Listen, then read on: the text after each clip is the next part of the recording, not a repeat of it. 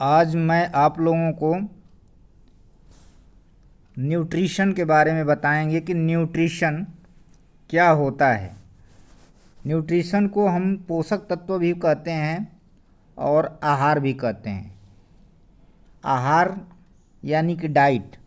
तो कुछ general concept, सामान्य अवधारणाएं जो हैं न्यूट्रिशन की, कि किस प्रकार का न्यूट्रिशन लेना चाहिए, क्या नहीं लेना चाहिए, कितने अमाउंट में हमारे शरीर में न्यूट्रिशन होना चाहिए जो हमारे शरीर को ग्रोथ कर सके। तो आज मैं न्यूट्रिशन, पोषक तत्व के बारे में बताऊंगा कि किस प्रकार का न्यूट्रिशन, कितने टाइप का न्यूट्रिशन हमारे शरीर में होते हैं और किसका क्या इम्पोर्टेंस है, कब किसको लेना चाहिए, किसको नहीं लेना चाहिए। तो आप लोग को मैं आज इस वीडियो के माध्यम से बताऊंगा। तो देखिए, इन्फ्लुएंस ऑफ न्यूट्रिशन। न्यूट्रिशन का हमारे ऊपर क्या प्रभाव पड़ता है, क्या उसका इफ़ेक्ट पड़ता है, तो उसके बारे में बताऊंगा। कि देखिए, न्यूट्रिशन लेने से, पोषक तत्व लेने से जो विटामिन, फैट, प्रोटीन, कार्बोहाइड्रेट और वाटर, मिनरल्स जो भी हैं, उनको लेने से हमारे स्वास्थ्य पे अच्छा प्रभाव पड़ता है। हमारा हेल्थ ग्रोथ करता है, जिसके कारण हमारे शरीर में जो भी बीमारियां हैं उससे छुटकारा मिलती है। अपीयरेंस का मतलब होता है कि शरीर का स्ट्रक्चर, फिजिकल स्ट्रक्चर। आप अच्छे पोषक तत्व ले रहे हैं, न्यूट्रिशन ले रहे हैं, तो उसमें ये देखा जाता है कि आपकी मसल्स अच्छी बिल्डअप होगी, ग्लो होगा, स्किन अच्छी रहेगी। तो ये अपीयरेंस को बढ़ावा देता है। आपके न्यूट्रिशन बिहेवियर को भी चेंज करता है। अच्छा न्यूट्रिशन, अच्छा पोषक तत्व आपके अच्छे बिहेव को इंडिकेट करता है। आपका माइंड, मूड भी अच्छा रहेगा, जो कि हमारे शरीर में जिसकी कमी रहेगी वो न्यूट्रिशन के माध्यम से पूरा हो जाएगी। तो न्यूट्रिशन का एक अवधारणा है कि आप जितनी अच्छा न्यूट्रिशन लेंगे उतना आपका अपीयरेंस, हेल्थ, बिहेवियर और मूड रहेगा। फिर role of nutrition in diet. देखिए, डाइट में, आहार में न्यूट्रिशन, पोषक तत्व की क्या भूमिका है। पहला है कि ग्रोथ एंड डेवलपमेंट। अगर आप प्रॉपर अमाउंट में, उचित मात्रा में protein, carbohydrate, fat, mineral, vitamin, water का यूज कर रहे हैं, इम्प्लीमेंट कर रहे हैं, तो आपका ग्रोथ अच्छा होगा, डेवलपमेंट होगा। और ग्रोथ क्या होता है कि जो हमारे फिजिकल अपीयरेंस की बात करता है। डेवलपमेंट तो जीवन पर्यंत चलता है। जिस प्रकार एक बच्चे को अगर माल न्यूट्रिशन, कुपोषण की कमी हो जाती है, तो उसका फिजिकल अपीयरेंस और उसकी ग्रोथ दोनों रुक जाती है। तो न्यूट्रिशन का एक भूमिका इतनी अच्छी है आहार में कि आपका ग्रोथ और आपके विकास में महत्वपूर्ण भूमिका निभाता है। Provide energy. कुछ न्यूट्रिशन ऐसे हैं जो एनर्जी, ऊर्जा उत्पन्न करते हैं, शरीर में ऊर्जा देते हैं, जैसे कार्बोहाइड्रेट, प्रोटीन और फैट। ये ऐसे न्यूट्रिएंट्स हैं जो हमारे शरीर को एनर्जी प्राप्त कर देते हैं, जिससे हमारी शरीर ऊर्जावान होकर कार्य करने में सक्षम होती है। Regulate metabolism. देखिए, रेगुलेट मेटाबॉलिज्म का मतलब होता है कि हमारे शरीर में जो एनर्जी उत्पन्न करने के लिए प्रोसेस होती हैं सेल के अंदर, एनाबॉलिज्म, कैटाबॉलिज्म, उसको वो संचालित करता है। यानी कि जब नई सेल का निर्माण होता है तो उसे एनाबॉलिज्म का रूप दिया जाता है, और जब वो ब्रेक डाउन होता है तो कैटाबॉलिज्म का रूप दिया जाता है। तो एनाबॉलिज्म और कैटाबॉलिज्म मिलकर मेटाबॉलिज्म का रूप देते हैं, और उसी का नियंत्रण, रेगुलेट, संचालन यह न्यूट्रिशन करता है। तो इसका बहुत बड़ा रोल है हमारे जीवन में न्यूट्रिएंट्स का। Classes of nutrients. देखिए, कितने कैटेगरी में न्यूट्रिएंट्स को बांटा गया है कि इनके क्या क्या इम्पोर्टेंस हैं, अलग अलग से मैं एक एक करके बताऊंगा। कार्बोहाइड्रेट, कार्बोहाइड्रेट देखिए, कार्बोहाइड्रेट जो होता है ये ऊर्जा देता है।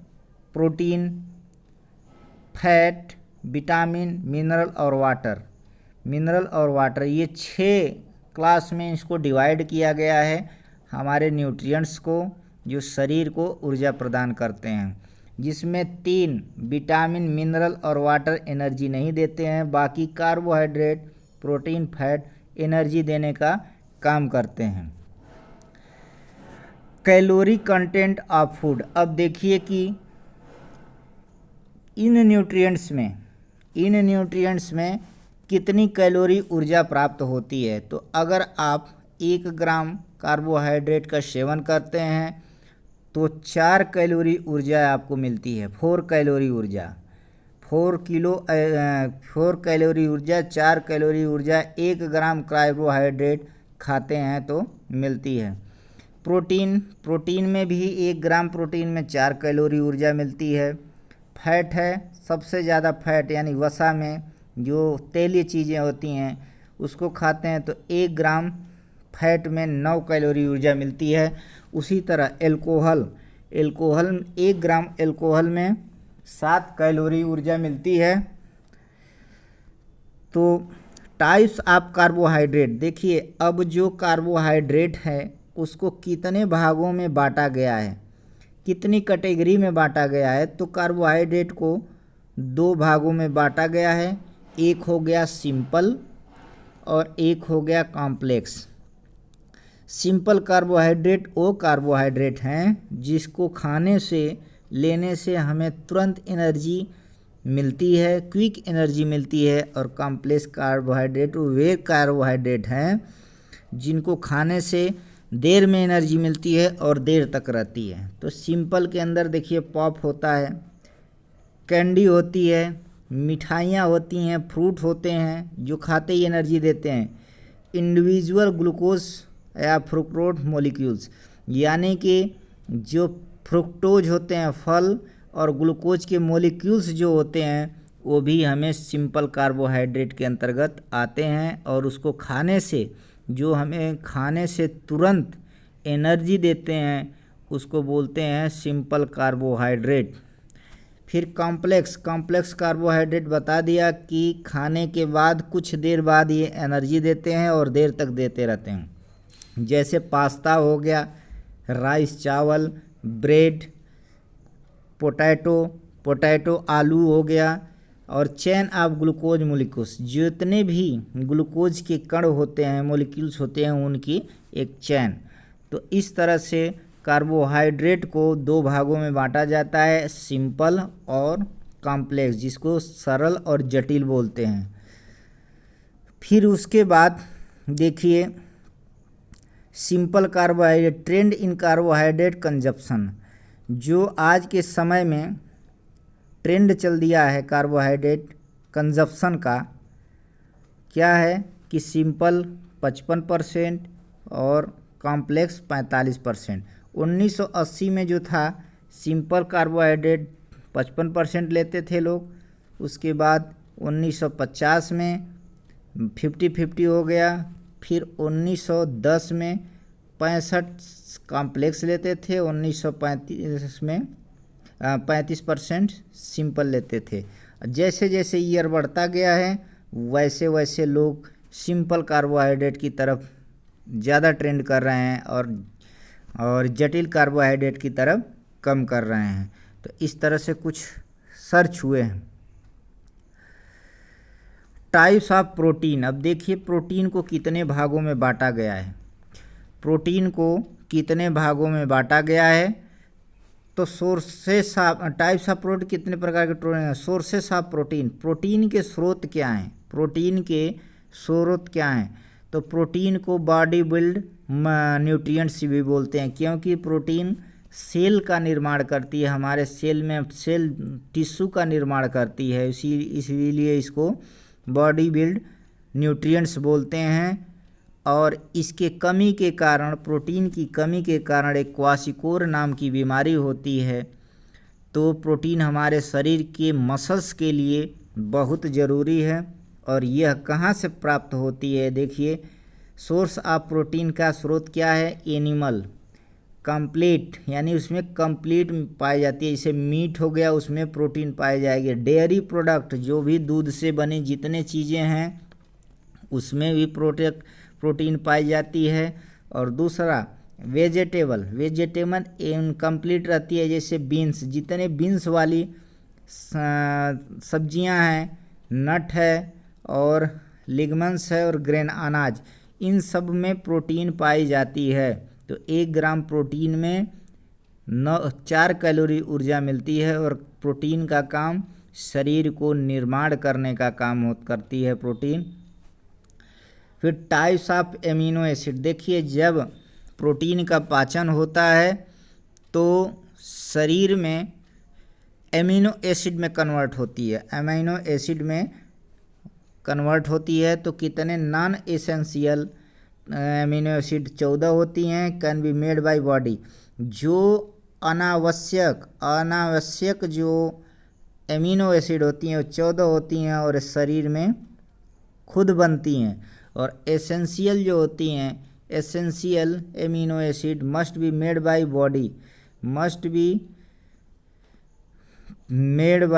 बॉडी, तो 8 जो होती हैं शरीर के बाहर से ली जाती हैं, तो भोजन के माध्यम से ली जाती हैं। तो इस तरह से हमारे शरीर में 2 तरह से एमिनो एसिड होती है, एक एसेंशियल एक नॉन एसेंशियल। प्रोटीन रिक्वायर, देखिए किस व्यक्ति को कितने प्रोटीन की ज़रूरत होती है? 0.8 ग्राम पर केजी का मतलब होता है कि उस बॉडी वेट के पर डे के हिसाब से, यानी कि 1 केजी वेट के हिसाब से 0.8 ग्राम प्रोटीन पर डे की ज़रूरत होती है। और एक एथलीट को 1.2 से 1.6 ग्राम पर किलो बॉडी वेट के हिसाब से पर डे ज़रूरत होती है। तो इस तरह से जैसे हाई लेवल की प्रोटीन इंटेक, हाई लेवल का जो प्रोटीन एथलीट होते हैं, अच्छे खिलाड़ी होते हैं, वो 2 ग्राम पर केजी बॉडी वेट के हिसाब से 2 ग्राम पर केजी बॉडी के हिसाब से पर डे की प्रोटीन कंज्यूम करते हैं। बट अगर एक नॉर्मल व्यक्ति लेता है तो ओवर होता है, वो शरीर के लिए हार्मफुल हो जाता है। तो इस तरह आप प्रोटीन ज़्यादा ले रहे हैं तो आपको वर्क भी अच्छा करना चाहिए। अब टाइप्स ऑफ फैट के प्रकार, फैट के कितने प्रकार होते हैं? तो फैट के प्रकार में बता देता हूँ कि फैट के 2 प्रकार होते हैं, एक सैचुरेटेड फैट, एक अनसैचुरेटेड फैट। सैचुरेटेड फैट यानी कि सैचुरेटेड फैट और अनसैचुरेटेड फैट। देखिए सैचुरेटेड फैट जो होता है वो एनिमल सोर्सेस, जानवरों से, पशुओं से मिलता है और सॉलिड एट रूम टेम्परेचर। इसकी विशेषता ये होती है कि जैसे ही रूम का टेम्परेचर डाउन होता है, उस समय ये सॉलिड फॉर्म में आ जाता है। तो एक सैचुरेटेड फैट होता है जो एनिमल से प्राप्त होता है और ये रूम टेम्परेचर पे डाउन हो जाता है, सॉलिड हो जाता है। अनसैचुरेटेड फैट पॉली या मोनोसेक्राइड जिसे बोलते हैं, पॉली या मोनोसेक्राइड, तो ये वेजिटेबल है, सब्जियों के स्रोत से प्राप्त होता है और रूम टेम्परेचर पे यह लिक्विड फॉर्म में होता है, जैसे तेल हो गया, ये सब हो गए, जो सरसों के तेल हो गए, ये सब अनसैचुरेटेड फैट है और यह किसी भी कंडीशन में वो लिक्विड फॉर्म में रहेंगे ही, द्रव पदार्थ के रूप में रहेंगे। तो इस तरह से फैट को 2 प्रकार से बांटा जा सकता है। रिकमेंडेशन फॉर फैट कंजप्शन, देखिए कितना फैट यूज करना चाहिए, कितने फैट को यूज करना चाहिए। तो डाइटरी फैट रिकमेंडेशन, देखिए डाइट में कितना फैट यूज करना चाहिए। Less than 30% of calorie in the diet of from the fat, यानी कि 30% से कम ही फैट को भोजन में यूज करना चाहिए। Less than 1/3 of dietary fat should be saturated, यानी कि जो सैचुरेटेड फैट हैं, जो जानवर से प्राप्त फैट हैं, उसको 1/3 भाग यूज करना चाहिए भोजन में अपने, ज़्यादा फैट नहीं यूज करना चाहिए। Way to decrease intake of fat, यानी कि आप किस प्रकार से अपने जो फैट को डेली जो ले रहे हैं, इनटेक कर रहे हैं, कम कर सकते हैं। तो मिनिमाइज फास्ट फूड, देखिए अगर फास्ट फूड को आप कम कर देंगे लेना, अवॉइड करना शुरू कर देंगे, तो आपका जो फैट लेवल है वो कम हो जाएगा। Minimise processed food, processed food को कम कर दीजिए। Use better cuts of meats, use low fat alternative प्रयोग करें। उसके बाद decrease use of condiments, eat lower fat snacks, जो भी स्नैक्स भी ले रहे हैं तो वो भी लोअर फैट का होना चाहिए, उसमें कम फैट होना चाहिए। Choose food with artificial fat, यानी कि ऐसा फूड चूज करें, सिलेक्शन करें जो बनावटी फैट ना हो, नेचुरल फैट हो, नेचुरल तेल में बना हो, आर्टिफिशियल ना बना हो। तो इस तरह से फैट को आपके डाइट में रिकमेंडेशन होना चाहिए ताकि आप स्वस्थ रहें। और मैं इसी तरह नेक्स्ट वीडियो आप लोग के लिए डालता रहूँगा ताकि आप लोग का नॉलेज इन्हांस हो।